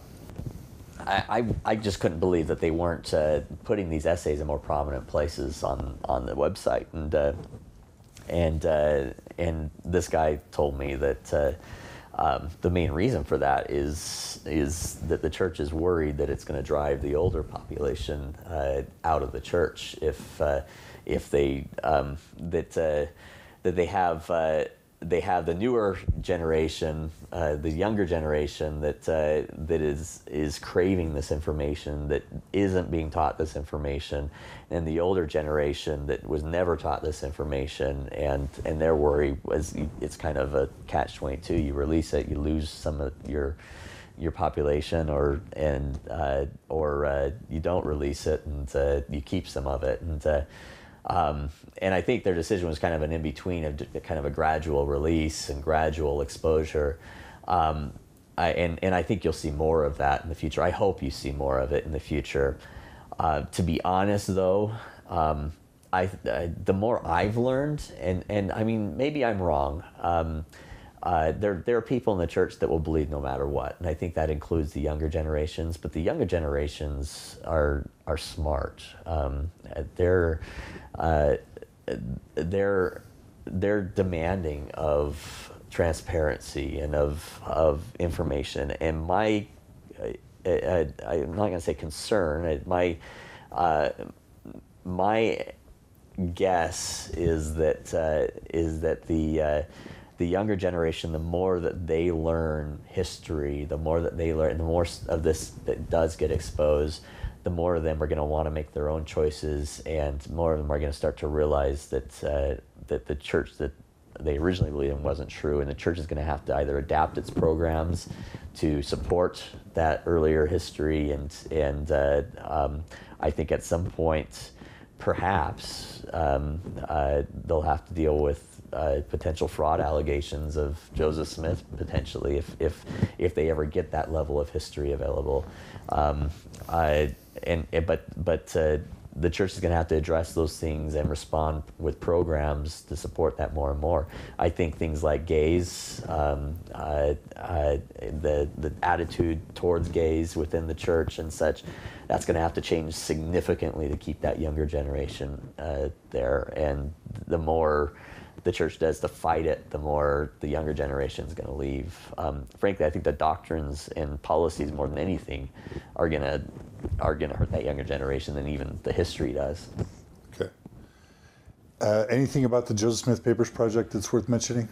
I didn't deal a lot with that.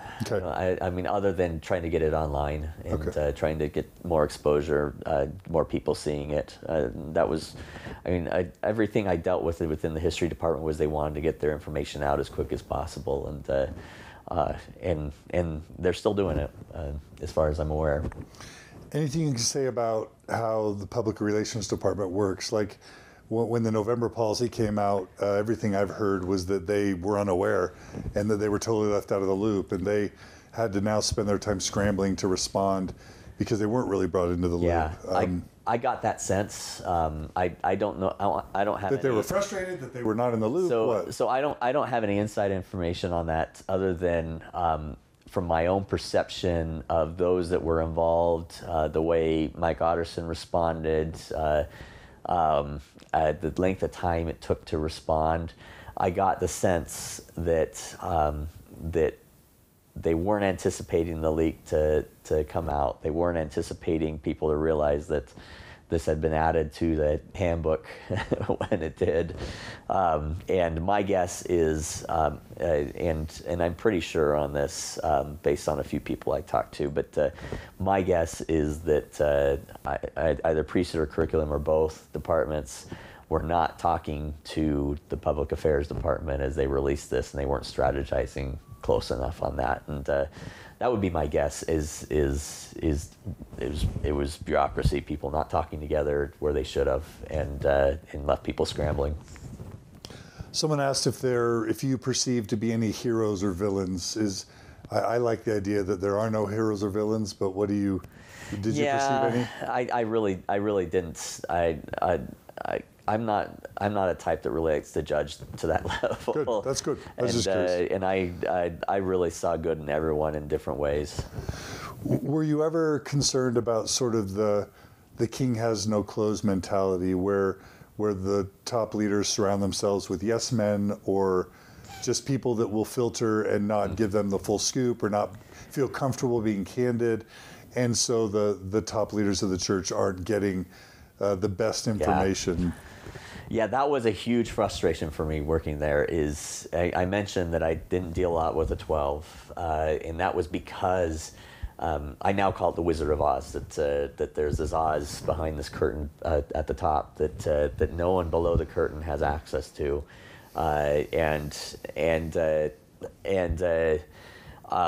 I'd have to filter everything I shared through managing directors or members of the 70, you see this in the leaks. When this leak came out, it kind of blew me away too, and that I was now seeing the other side of the stuff that I had proposed. None of the leaks that I saw, I don't think any of that was stuff that I had been involved in. But I wouldn't be surprised if whoever leaked it has access to some of the presentations that I put together on that. And that was, I mean, it confirmed every suspicion I had. Everyone was telling me when I worked for the church that when you present something, it gets presented to the 12. They can ask questions, but you don't argue it. And that was a huge frustration for me. I wanted to go and argue this with the 12. I wanted to go and argue, why are the 12 not on social media? Why do they not have accounts, and why are they not participating in social media? And work it out with them to understand. And argue is maybe a bad way to put it, but I wanted to help them understand why they should be using these tools, and I couldn't do that with just a presentation. And I came up with my own strategies and political moves to kind of help that happen, regardless, very slowly. But the reason the church moves so slowly is because the 12, it is that emperor's new clothes mentality, that they're yes men, that they surround themselves with yes men.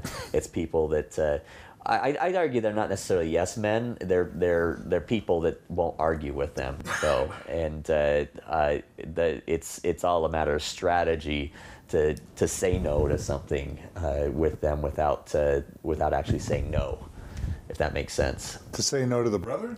Yeah, so if I want to say your current strategy around social media or the current policies around social media are wrong, I'm not going to go in saying that the current policies around social media are wrong. I'm going to go in with data showing why we should be using social media, point out that this policy is flawed, and then we'll and then from there.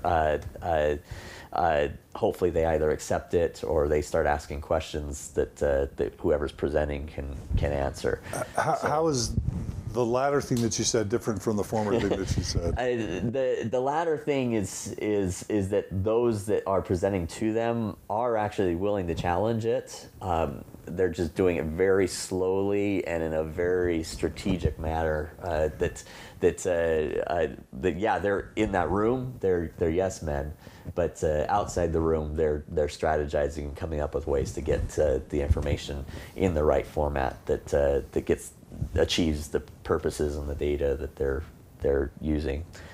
But yeah, I mean, in reality, I mean, they are surrounding themselves with yes men. That's what they seem to want. Yeah.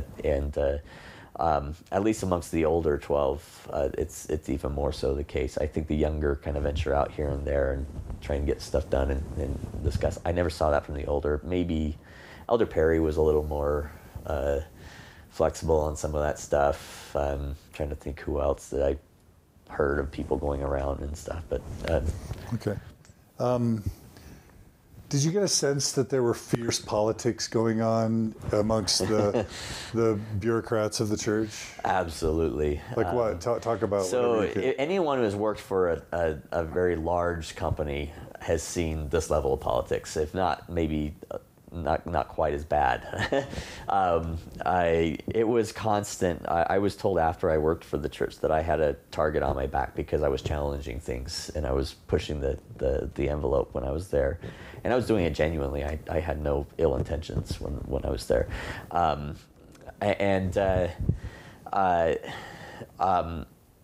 it was a constant matter of, for instance.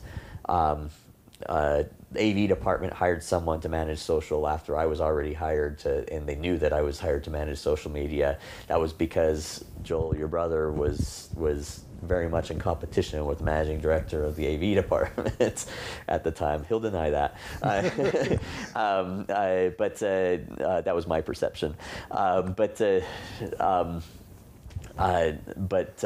it was you'd have things like that where kind of turf battles on who's in charge of what, and it wasn't completely clear who's in charge of what, so someone tried to take charge, and then someone would realize, hey, I want more control so I can get things done better, so they try to take charge. And I mean, with social media, with this other guy, I was constantly having to work around things to try and keep him from messing things up at times. And there was actually a couple of these people, I'm not mentioning anyone in particular, there was actually a couple people in this competing position while I was there, and they're all smart people. I still, they're one of them's still there, and he's doing a good job already. Anyway, I'm trying to think of other examples. In order to,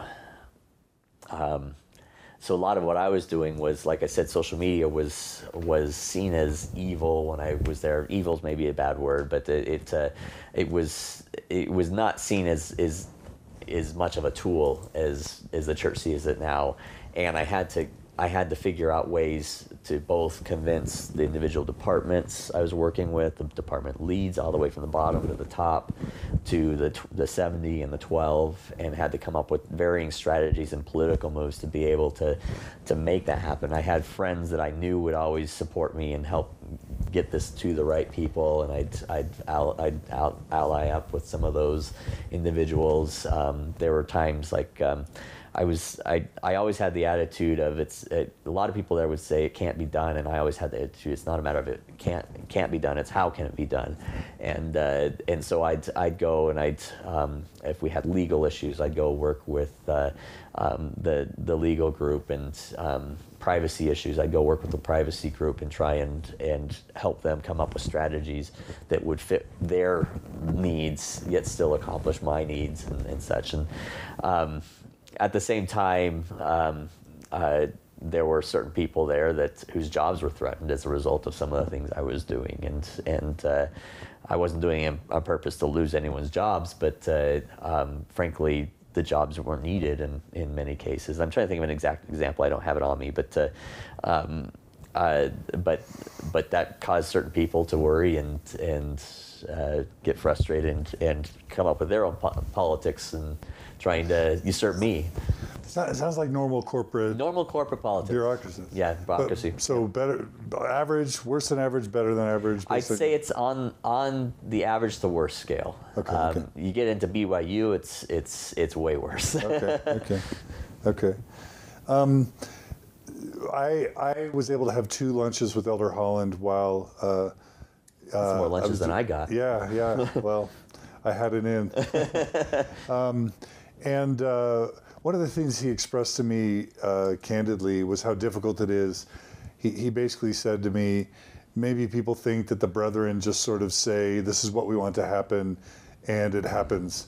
But he basically said there's a huge mountain of effort between even the apostles wanting something to happen and being able to affect that change through upper, middle, and low-level management. And that you wouldn't think that. You'd think we're authoritative. If the brethren want something, it just happens. Yes. I mentioned Bednar going and starting his little skunkworks projects here and there. That was because the brethren have to go through their own processes to get the church office building to do things that they want to do. And then there's a whole nother level of when they want the members to hear something or get a message from them, they have to go through, it's like a game of telephone even to get to the members through the 12. So it goes the opposite way as well with them from my perception, in that they have their level of bureaucracy they have to go through. They're still subject to correlation. They're still subject to, if they want something done, they have to go through the managing directors. Well, usually that's somebody that's over the managing directors, and then the managing director himself, and then that managing director has to go and organize a team to do it, and then they occasionally can work with those teams to do it, sometimes one-on-one, sometimes indirectly. And that's a lot of steps. My biggest biggest frustration, as I said, working there was I didn't have that one-on-one access to the 12, and I could have gotten things done so much faster if I just had that one-on-one access. Yeah. Regarding the issue of waste in the church, I worked there for a year prior to my time at Microsoft. I remember, honestly, a lot of sincere concern about the widow's mite, that we want to always save money, that we always want to be frugal, and that you pinch every penny to make sure you're never misusing the sacred tithing that the members give. That's one hand. And then I've heard stories of just egregious waste and even abuse. What did you see? I saw both. I mean, the employee orientation you go through, they share with you Hinckley's talk on the widow's mite, and that's stressed over and over again, that they don't want you to waste. And that was one of my biggest frustrations there, was after all this talk on the widow's mite, I was seeing people that were misusing hours. I had 4 hours of vacation time, which is awesome for a job. I frankly, any job I work for, I'm going to be seeking that out at this point. But wait, 4 hours of vacation? Not 4 time? hours. I'm sorry, 4 weeks. 4 weeks. 4 okay. weeks. 4 weeks of vacation time. No, I don't want 4 hours of vacation time.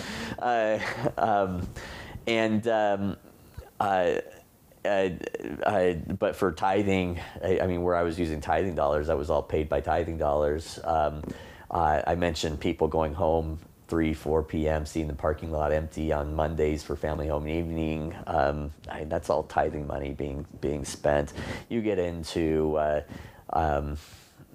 some of the trips people take overseas and such, and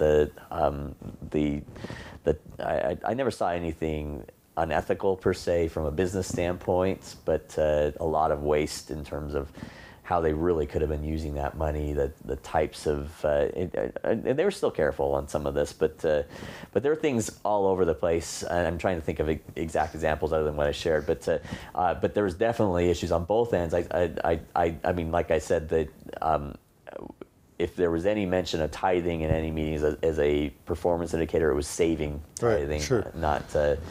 I worked on the LDS Tech team. In fact, I helped launch LDS Tech with from my LDS OSS open source software days. I was on the team to help launch LDS Tech, and the whole purpose of LDS Tech was to fulfill some of Hinckley's vision of having fewer employees working at the church and having more people volunteer and using less tithing money. So that's a big, in that case, it was a key performance indicator in terms of that. But in terms of like big projects that weren't very useful, or poor management of money, or things getting scrapped where big money was spent, we saw in the leaks. There's so many. When we saw leaks like the $1,000 carpets and just exorbitant, and also what about patronage or family members or relatives getting special treatment? I've never heard that until after working for the church. I don't doubt it. In terms of inheritance, cronyism or whatever. I never saw anything unethical or illegal around that I didn't have much access to the financial data or such. But my guess, I mean, I've only seen what people have shared after the fact, and that I don't doubt that. That the family members of the 12 get big inheritances. The 12 are all on boards for the for-profit entities of the church, so I'm sure they get residuals. I thought they changed that. I thought they were pulled off. I don't know, and I don't even know if that's. I don't know the details of whether that, how into it, or whether they were getting residuals on that or not. Okay. I don't know any of the details on that, but it would make sense to me on some of that their families would get some of that benefit. I remember some statement that Gordon B. Hinckley made at some point that names from the genealogical databases had been used multiple times. So let's say Sam Smith, born in 1592, his work would have been done for him multiple times, that there was like this fixed set of names and people, and that because there wasn't enough names to go around, a lot of the temple work being done was just people's names and their work being done over and over and over again for the same people. I not only heard that President Hinckley acknowledged that in General Conference once, but I've also had internal reports of the church like being really freaked out that there weren't enough names to support all the temple work that they wanted to be done, and all the activity that they wanted to motivate. And so, you know, I even heard something as extreme as like Hitler and Eva Braun having their work being done 10 times and then being sealed together 10 times. So is there anything you're able to say about that? I will say if President Hinckley said it's true, then it's probably true. If President Hinckley said it's true, it's true. Okay. All right. I think I'll glean from that what makes sense. You can glean from that what you want. And I don't know if it's still the case or not. That's something that I'm not 100% sure on. But I will glean from President Hinckley that if it's true, it's true. Okay. Okay. So is the seniority system a really big deal in terms of the senior apostles sort of like running the show and the junior apostles sort of staying quiet and really? My interpretation is yes. I like I said, I never had firsthand interaction with that, but from secondhand knowledge and people that I talked to and dealt with and in strategizing, what I was trying to get through to them was that it is seniority based. The first presidency won't act if the president isn't on board. The 12 won't act if the president isn't on board, and it goes based on seniority from there. So that's my understanding, and I've heard that from a few people. So we're kind of nearing the end. A couple just final questions. So overall, if you were to kind of say whether social media has sort of been an influence for good or for ill in terms of the church's strength and vitality, do you think the church is better off for what it's done with social media, or do you think it's created cracks that are going to really ripple through the church, or something in between? I think both. Yeah, so I think it depends who you ask. I think it's both. I think. Oh, we're losing the camera here. Sorry about that. All right, keep going. Okay, so I think personally that it's somewhere in between. That I think the church has definitely seen success, and I've seen metrics to prove that in terms of growth, in terms of new membership, in terms of baptisms, perception, and other things that are a result of social media. I also think that it has had a negative effect in that the transparency itself is allowing people to learn a lot more about the church and its origins and its policies and the people behind it and such. I think the only way the church is going to be able to respond is actually for it to become more transparent and start being willing to admit its mistakes, start being able to admit publicly on individual basis the issues that exist, and have real conversations about those with those that are leading the organization. Personally, I think they've got to strip off the covers and get those that are the leaders of the organization out in front of the public versus behind this Wizard of Oz curtain. Do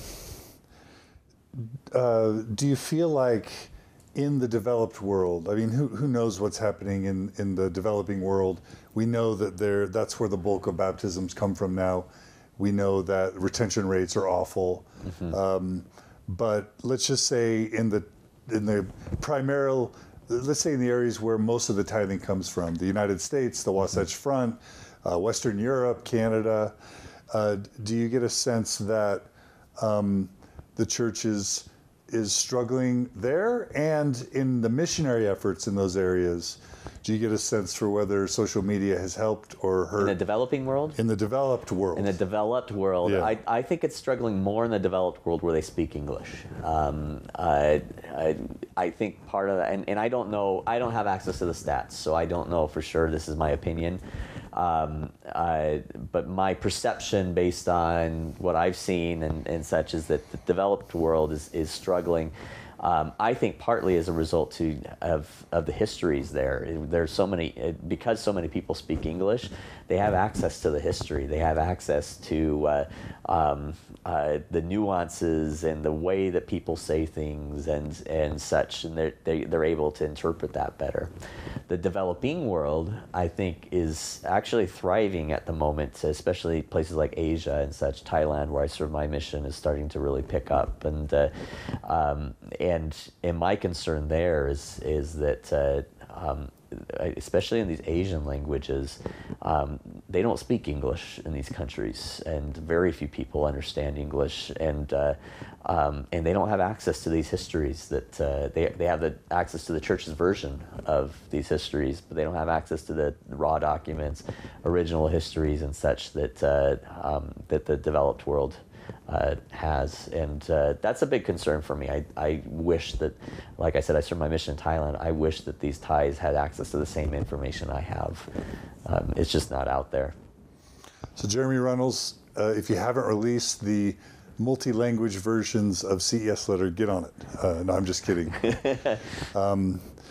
Okay, how about overall, do you have a sense for your contribution? If you were to sort of sum up your legacy, your contributions, are you even comfortable doing that? Well, after today, or what you tried to do? No, I hope they don't hate me today. I tried to keep it positive. I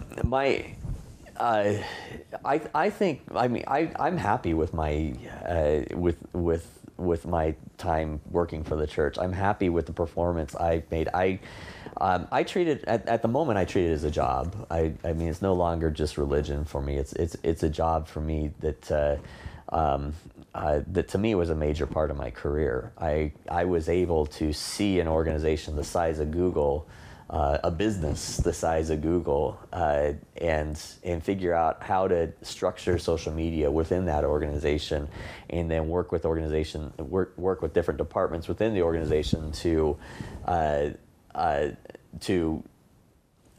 build out an unprecedented presence amongst, in this case, religions, that other religions are trying to figure out how they did it, and that's huge. And I mean, the same principles can be applied to any business or organization.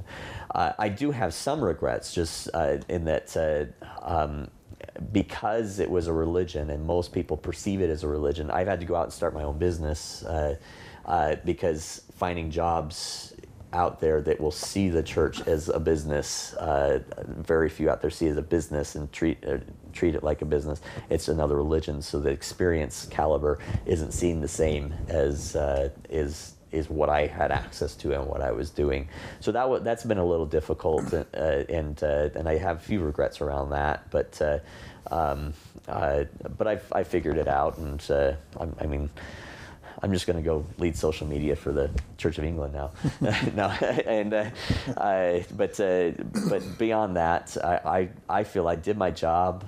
I pushed boundaries, took it to a level that I think both members and non-members can be proud of, and I have no regrets. I did the best I could, and I was honorable and ethical, and accomplished what I was set there to do. In terms of regrets, knowing now that your beliefs about the church and maybe even your opinions about how much harm versus good the church does has probably changed since when you started, any regrets around the fact that you helped the church with its marketing, with its influence, with its power, that you were a sort of a accomplice or support to the wizard? Yeah. I have conflicting feelings around that at the moment. I'm still trying to figure some of that out. I'm still in a transition process for the most part. Still going through the stages of grief, so I'm trying to figure out where I actually stand on that. I mean, at the moment, I do have some grief over a couple of things here and there that I helped out with and that I was involved in that I don't now agree with. But I'm not to the point where I'm going to go out and leak it all to the world and such. I was not one of the leakers of anything. That's not me. I'm not the type that really does that. At least that I can think. I can't think of a reason why I would do that at the moment. But and I can't see myself doing that in the future either. But yeah, I'd be lying if I didn't say I had some regrets around that. But like I said, I'm still trying to figure it out. I don't know if I really should regret it or not, and I'm trying to figure it out. I was doing a job. I was working there, and it was a job. Yeah, I believed in what I was doing back then, but it was still a job, and I was doing what I was hired to do. So it'd probably be hard for you to say whether you wish the church success or ill. You probably would have a hard time. You know, I actually do wish the church success. I want them to be more transparent. I want them to fix their bigoted policies towards gays. I want them to be more progressive, and women. Women's a big thing for me. Yeah, it's completely. I was a huge Boy Scout proponent, and I at the moment I'm very torn on that now because of some of the attitudes towards women and things I've heard from church leaders around that, which if you want we can talk about that too. But anyway, I think that where were we? I'd like to see. In general, I wish it's success, but in the success I see is one where women are equal, where gays are welcome in the organization, where all men are welcome in the organization with equal opportunity. People of color, and right now the way I see it is if it's not blacks, if it's not gays, if it's not women, it's going to be some other issue always within the church, and I can't see that ever changing. It moves so slow. So I wish it's success, and that I'd like to see it move fast enough to be able to handle these types of issues. That I'd like to see it move fast enough to be progressive enough to match up with history and where history is going. But at the moment I can't see that, and it saddens me. I'm heartbroken in many ways that they're not doing that.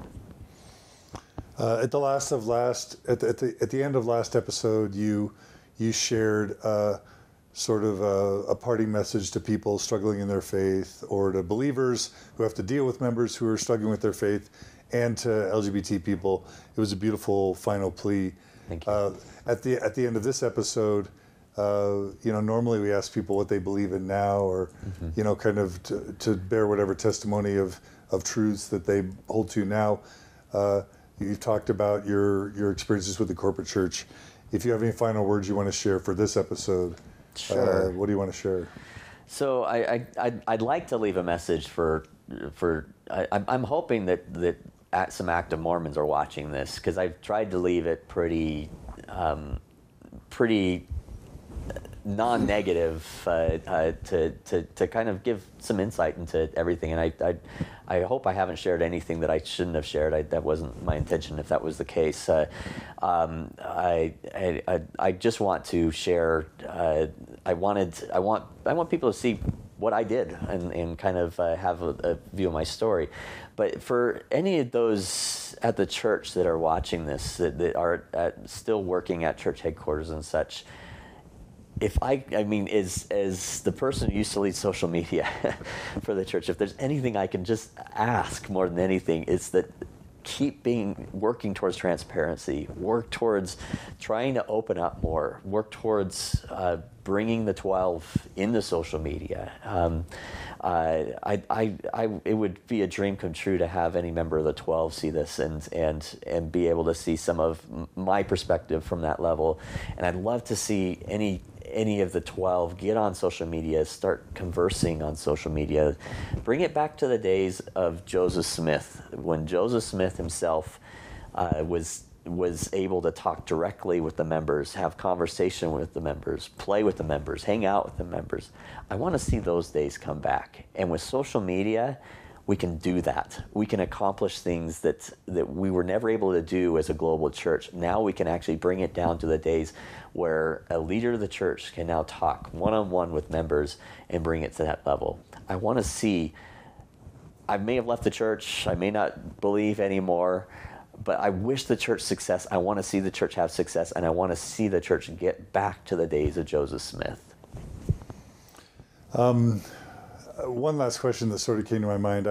I met a guy the other day who worked deep in the bureaucracy of the church, and he just told me a funny little story. He said there were moments when he was working for church headquarters that listening to Mormon stories was the only way that he got through his job. And I don't say that to be self-congratulatory. Yeah. I actually have a point that really doesn't have anything to do with about me, believe it or not. In addition, I remember when I went to church headquarters once, and it was to meet with Elder Holland, and I pushed the elevator button, or someone else came to push it, and they asked me what floor I wanted to go to, and I told them. They recognized my voice, and they said, "Oh, you're John DeLynn." So. And that's just one podcast. Like, do you get the sense that there are people in the church, working for the church, that actually have sympathies for progressive ideologies, that are that don't believe, that are plugged into all this stuff, and that are, I don't want to say on our side, but on the side of truth or openness or progression or whatever? Yeah. Are there people on the inside? Oh, absolutely. There are people inside of all varying levels, from the very conservative to the very progressive to even the non-believing that are there. If they're not believing, they won't admit it, at least to people that work there. So I never personally came across anyone other than knowing about people leaking information and stuff. But beyond that, there are people. I mean, I was actually one of those towards the end of my time. I was still a believer, but I became more progressive towards the end.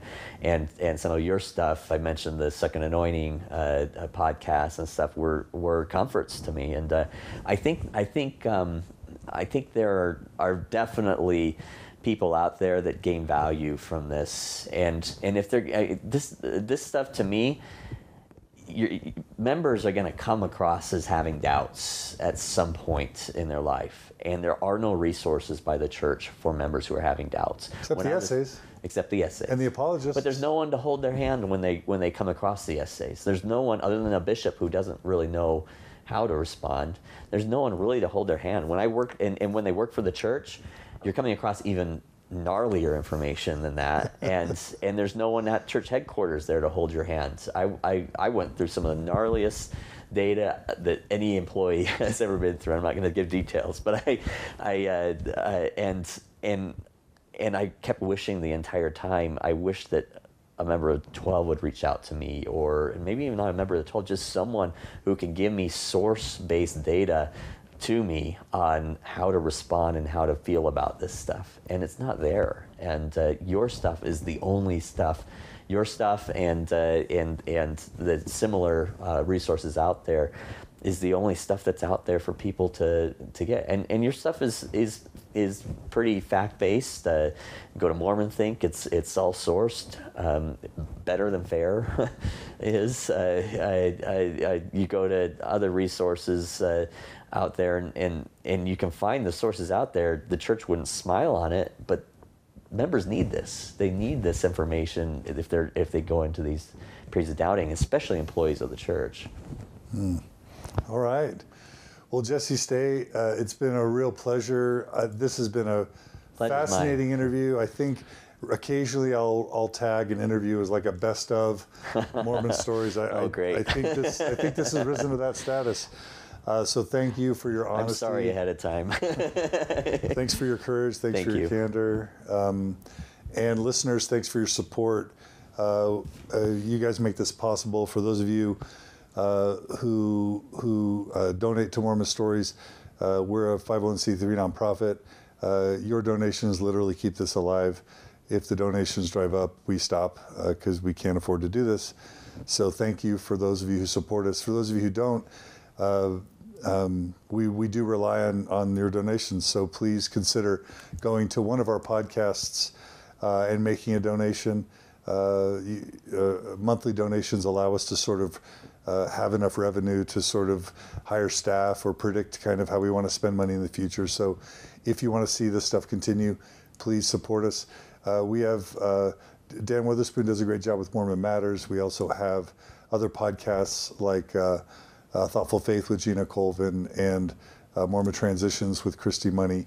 And for some reason, and I've mentioned this several times before, female podcasters don't get donations like male podcasters do. So if you want to support Gina Colvin or Christy Money or Natasha Helfer Parker with Mormon Mental Health Podcast, please donate to them. Let's fix that. Yeah, let's fix that. And but if you want to comment on this episode, please go to mormonstories.org. Leave your comments there. Hopefully Jesse will have time to respond. But mostly just know that it's a real honor and a privilege to be able to work with the Open Stories Foundation, to be able to run this podcast, and to be able to provide you with this content. So Jesse, thanks again for making that possible. Absolutely, my pleasure. And more go donate. Okay. And more good stuff coming up. So thanks for tuning in, and please join us again soon. You guys take care.